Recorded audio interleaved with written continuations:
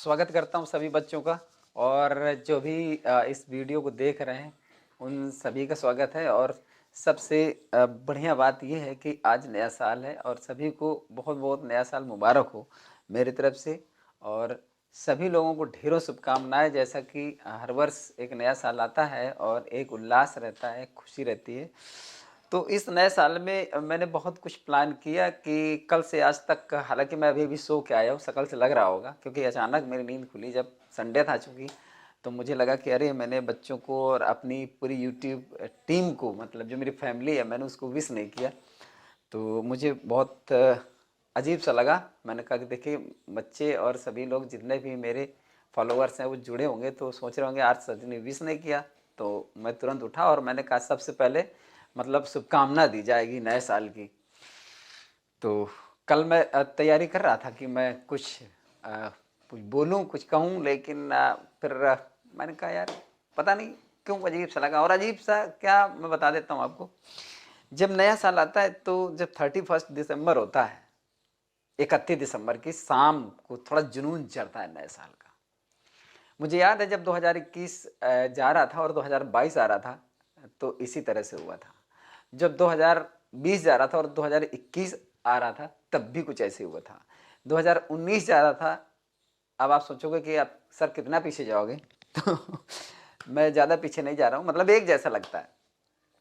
तो ये होता है कि हर साल वही आपको ढेरों शुभकामनाएं और आपके जीवन में सुख संपन्नता और वैभव बना रहे, ये तमाम चीज़ें हैं। लेकिन मेरा सिर्फ ये कहना है, ना कोई दोहा ना कोई चौपाई है और ना ये कोई गाना है, कुछ नहीं है। बस मैं ये प्रार्थना करता हूँ, सभी से निवेदन करता हूँ कि सभी का प्रेम और जो बड़े हैं उनका मुझे आशीर्वाद, सभी का सम्मान, स्नेह मुझको मिलता रहे। और मैं ईश्वर से प्रार्थना करता हूँ कि आपके जीवन में सुख संपन्नता और वैभव की कोई कमी न रहे और जिस मुकाम पर आप जाना चाहते हैं ईश्वर आपको उस मुकाम पर बिना किसी मतलब बाधा के आपको वहाँ तक पहुँचा दे। ये मेरी तरफ से आशीर्वाद है। लेकिन फिर भी ये फॉर्मेलिटी एक जो चल रही है और होती है, तो कभी कभी लेट जाओ आंखें बंद करो तो कितना अजीब सा लगता है कि शाम हुई और शाम होने के बाद तुरंत ये होता है कि नए साल की शुभकामनाएं, नए साल की शुभकामनाएं, आपको नया वर्ष बहुत बहुत मुबारक हो। कोई ऑडियो, कोई फोटो व्हाट्सएप पे भर जाता है व्हाट्सएप, ठीक। और जैसे जैसे रात बढ़ती है जुनून बढ़ता है। जब रात आगे और बढ़ जाती है, कभी मिडनाइट तक पहुंच जाती है, तो जुनून बढ़ता है और फिर धीरे धीरे सभी लोग सो जाते हैं और सुबह होते हैं तो फिर वही उल्लास दिखता है जो आप छोड़कर सोए थे। तो सुबह से फिर सारे रिलेटिव्स अपने जो करीबी होते हैं उनको नई शुभकामनाएं देना, नए साल की बधाई देना। और ये बहुत अच्छा लगता है जब आप नए साल को भी उन लोगों से जुड़ जाते हैं जिन लोगों से शायद साल में मौका नहीं मिला जुड़ने का। और कुछ लोग तो बहुत नाराज़ भी हो जाते हैं, इसको थोड़ा सा दूसरे एंगल से ले लेते हैं कि अरे अगर आप 1 तारीख को फ़ोन ना करो, 2 को करो या 3 को करो, तो वो मतलब आपसे बहुत नाराज होता है सामने वाला कि 1 तारीख को फ़ोन क्यों नहीं किया। मतलब देखो नए साल की बधाई नहीं आई, नए साल तो को फ़ोन नहीं किया, साल भर तो किया नहीं, नए साल को भी नहीं किया। मतलब ऐसा लगता है जैसे कि अगर आप नए साल को नहीं किए हो तो सारी सुख संपन्नता और वैभव मतलब जो मिलना चाहिए था उनको वो प्राप्त नहीं हुआ। लेकिन अगर 3 को कर देते हैं तो फिर आपसे वो बात करने की बात, या 4 को करें, 5 को करें, मतलब थोड़ा सा, मतलब कि 3 जनवरी मतलब न्यू ईयर करें तो वो थोड़ा सा वो मज़ा नहीं आएगा। मतलब फीलिंग्स थोड़ा सा डिस्टर्ब होती हैं, यही होता है। तो चलिए फिर ठीक है। और ये मैं कहना चाह रहा था कि देखिए इसमें भी नए वर्ष की बधाई देने में कुछ अलग अलग तरीके होते हैं। हमने तो देखा है कि हम तो यही है कि साधारण सिंपल सा, जितनी सिंप्लिसिटी हो बढ़िया है। तो मैं तो ये सोच रहा था कि नया साल आपको बहुत बहुत शुभकामनाएं, चूँकि बच्चे एक्सपेक्ट कर रहे होंगे तो मैं बोलूँगा तो कुछ नहीं, लेकिन बस यही है कि मैं सामने आकर के आपको बधाई देना चाहता था ताकि आपको ये लगे कि सर वास्तव में, चूँकि व्हाट्सएप में तो बहुत है और सबको भेज भी चुका हूँ मैं कि नए साल की शुभकामनाएं, और सारे बच्चों ने मुझे भेजा है। लेकिन वो मज़ा नहीं आता कि फ़ोटो इधर से उठाई उधर फेंक दी, उधर से उठाई तो उधर फेंक दी, इसका ये आया ये बहुत अच्छा लगा तो इसको दे दिया, और उसका जो आया था उसको उठा करके उधर दे दिया। ये सब चलता रहता है। इसके लिए भी मतलब समय निकालना पड़ता है कि देखो हमको इधर वाले इधर करना है और उधर वाले इधर करना है। मतलब कितना अजीब बात है। और हालांकि मैं जो खुद अपना टाइप करता हूँ मैं वही भेजता हूँ, चाहे वो 2 ही शब्द हो, क्योंकि मुझे उधर वाला इधर भेजना और इधर वाला उधर भेजना है, इसका मतलब मैंने कुछ किया नहीं। उसका जो आया था उसको दे दिया, उसका जो आया था इसको दे दिया।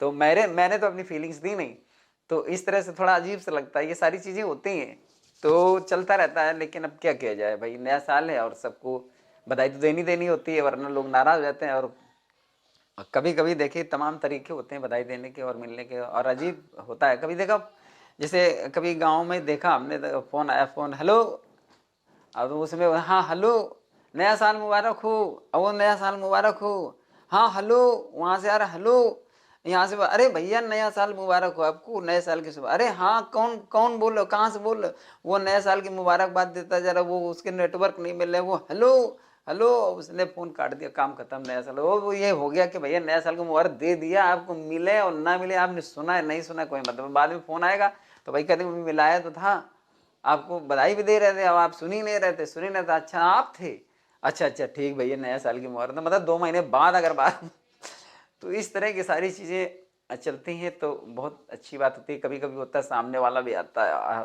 काफ़ी मतलब उल्लास में, जोश में, और हाथ मिलाया इस समय ऐसे करके, और भाई नया साल मुबारक हो, तो उसकी फीलिंग्स कम, उसकी पकड़ में अकड़ ज़्यादा होती है। तो ये भी एक स्टाइल होता है, तरीका होता है नए साल की। लेकिन चलिए भाई, मेरी तरफ से मैं ईश्वर से प्रार्थना करता हूँ कि आप अपने जीवन में सुखी रहें और संपन्न भी रहें, पूरी तरह से स्वस्थ रहें, क्योंकि आज के ज़माने में ये सारी चीज़ें एक दूसरे के लिए प्रार्थना करके मतलब उम्मीद करते हैं, हम लोग एक दूसरे के लिए इस तरह का चाहते हैं कि आप सुखी रहें। आप सुखी हैं तो आपके सुख की वजह से हम भी सुखी हैं, क्योंकि दुनिया जिस समय आप अपने लोगों के बीच में जुड़ते हैं तो हमेशा यही एक्सपेक्टेशन रहती है कि आप भी सुखी रहें और हम भी सुखी रहें, क्योंकि अगर आपको तकलीफ है तो हमको भी तकलीफ है। और निश्चित तौर पर ऐसा होता है, किसी रिलेटिव्स को अगर परेशानी हो जाती है तो दूसरे रिलेटिव्स को दिक्कत ज़रूर होती है। तो बस ये प्रार्थना हमेशा करते रहिए, और मैं यही प्रार्थना करता हूँ कि देखिए सारे जितने भी लोग हैं, अपने हैं पराए हैं, जो भी हैं, वो बहुत अच्छे से मतलब रहें और जीवन बेहतरीन जिए, कोशिश करें कि हर कदम उनका अच्छा हो, प्रयास भी अच्छा हो, और क्योंकि हम ऐसा करें कि उसका परिणाम बहुत अच्छा आए। तो मेरी और देखो, जीवन में जो प्रॉब्लम होती है, समस्याएं होती हैं, वो तो हमेशा आती आती हैं और हर एक के जीवन में आती हैं, लेकिन हम लोग शुभकामनाओं के सहारे एक दूसरे को बधाई दे करके हौसला बढ़ाते हैं और ये सारी चीज़ें करते हैं। समस्याएं आती हैं, एक बार क्या हुआ कि स्वामी विवेकानंद एक प्लेटफॉर्म पर उतरते हैं तो बहुत सारे बंदर उनका पीछा कर लेते हैं, मतलब उनको दौड़ाते हैं।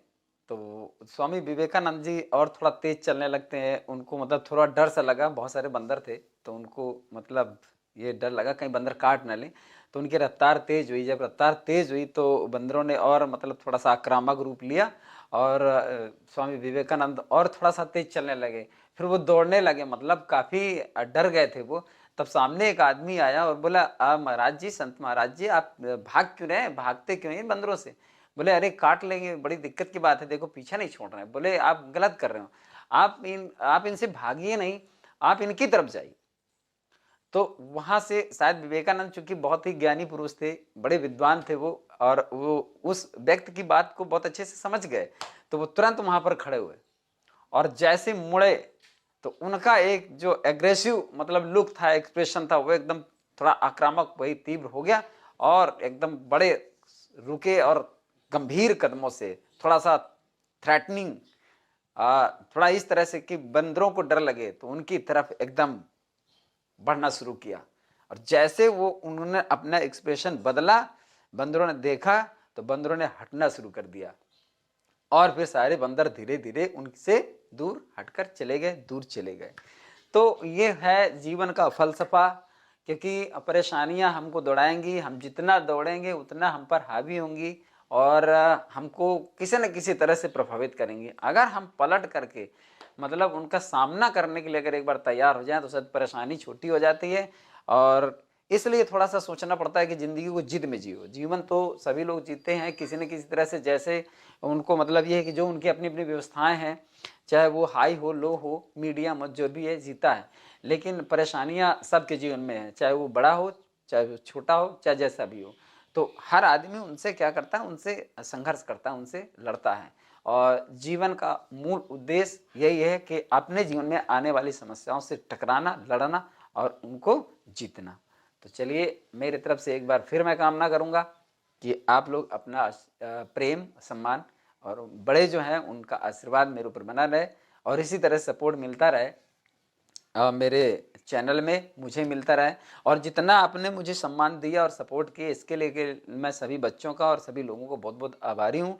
और जिस तरह से ये नया साल प्रारंभ हुआ है मैं सोचता हूँ कि आपका सपोर्ट मुझे और मिलेगा और फिर मैं आपको आता हूँ किसी वीडियो में और क्लास में। तब तक के लिए आपको सबको बहुत ढेर सारा प्यार, सम्मान और जय हिंद, जय भारत।